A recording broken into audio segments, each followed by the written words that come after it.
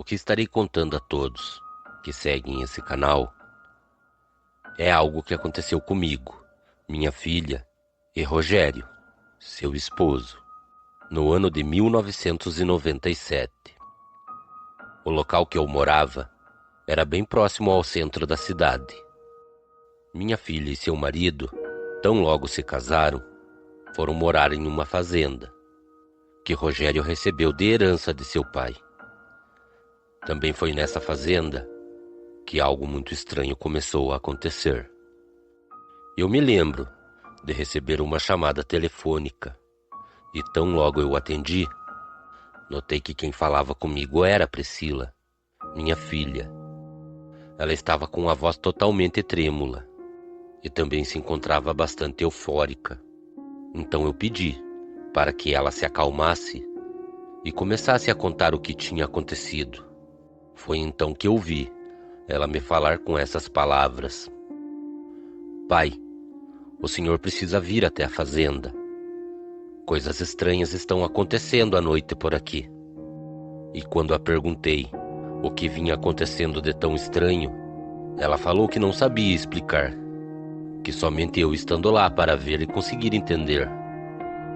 No mesmo dia em que eu recebi a ligação, eu tratei de ir até a fazenda e tentar entender o que tinha deixado minha filha tão assustada.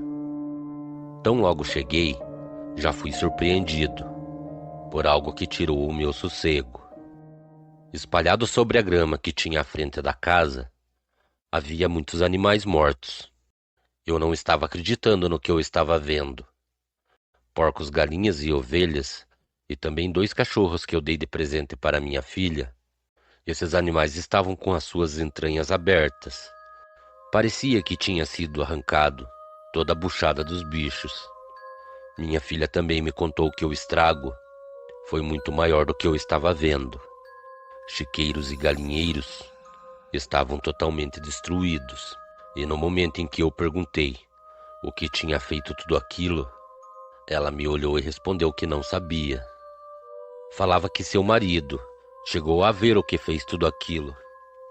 E depois de ouvir ele me contar o que viu andando ao redor do terreno e da casa, eu senti como se fosse um calafrio que de imediato arrepiou todo o meu corpo.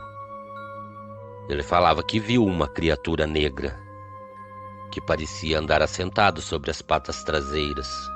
Ele me contava que o que viu era um lobisomem. Aquilo tinha poucos pelos pelo seu corpo. No momento em que eu ouvi, eu estava olhando pelo canto da janela para tentar identificar o que vinha fazendo barulho ao redor da casa. Foi então que vi essa criatura passar por frente da janela com um dos cachorros que já se encontrava morto em sua boca. Aquela coisa, por um pequeno momento, parou em frente à janela e soltou o cachorro. Aquilo olhava para todos os lados. Parecia estar procurando algo. Então eu vi o momento que aquilo começou a cheirar o ar. Parecia saber que eu estava observando. Então, antes de ser visto, retornei para o quarto com Priscila e lá ficamos, em total silêncio, até que o primeiro raio de luz adentrasse pela janela. Depois de ouvir tudo aquilo, eu falei que passaria a noite com eles, e que se o que vinha aparecendo ao redor da fazenda retornasse, iríamos tentar afugentar o que é que fosse. Como eu já tinha chegado próximo às 15 horas na fazenda, não demorou muito para que a tarde chegasse, e com isso o dia viesse a dar lugar à noite. Durante boa parte da noite não tivemos nenhum imprevisto, mas quando foi próximo às 2 da manhã, acabei sendo acordado por algo que parecia se esfregar do lado de fora pela parede. Tão logo eu levantei, minha filha e seu marido já estavam parados na sala, olhando para as janelas. E foi no momento em que me aproximei deles que Priscila falava com a voz baixa e bastante trêmula que o que estava andando ao redor da casa tinha forçado a porta e tentado entrar. Em determinado momento, enquanto minha filha falava comigo, eu vi uma enorme sombra que passou pela janela. Eu consegui ver a silhueta do que parecia ser um homem. Naquele momento acabei indo até a porta e a abri.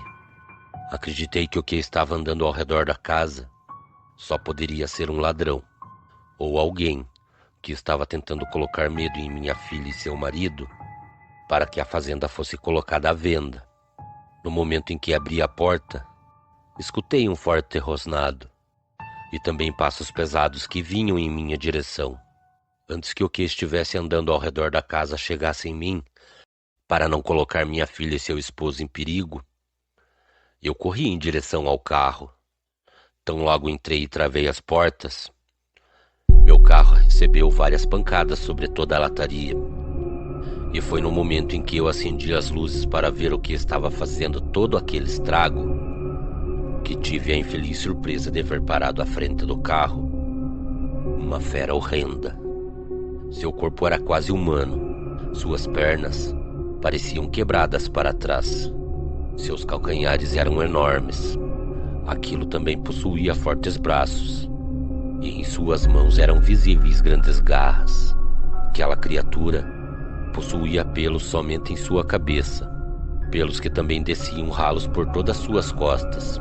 Tão logo aquele ser do inferno me viu, saltou sobre o carro. Era possível ver suas garras. No momento em que aquilo desferia golpes sobre o teto do carro, se aquilo investisse um golpe que fosse sobre qualquer um dos vidros, eu seria facilmente morto. Foi então que vi Rogério se aproximar devagar do carro e desferir várias facãozadas sobre as costas daquela criatura. Aquele ser do inferno urrava com os golpes que levava, e no mesmo momento que recebeu os golpes, também correu para o meio da mata. Depois de sair do carro e corrermos para dentro da casa, conseguimos ouvir a criatura gritar longe. Eram gritos que mais pareciam uivos. Também não demorou muito para que tudo ficasse em silêncio novamente. Depois de todo esse acontecimento, eu, minha filha e seu marido decidimos ficar na sala, com as luzes apagadas, pois acreditávamos que aquele cão do inferno poderia voltar. Mas isso não aconteceu. O dia não demorou muito para chegar. A noite foi se dissipando, e quando foi próximo às 7 da manhã, a casa foi aberta. Eu e Rogério fomos até o carro, e depois de ver o tamanho do estrago que aquilo fez, falei para Rogério que tinha certeza que aquilo poderia voltar, e que se isso acontecesse, teríamos que estar preparados para poder confrontar aquela fera. Cordiais uivos a todos. Boa noite.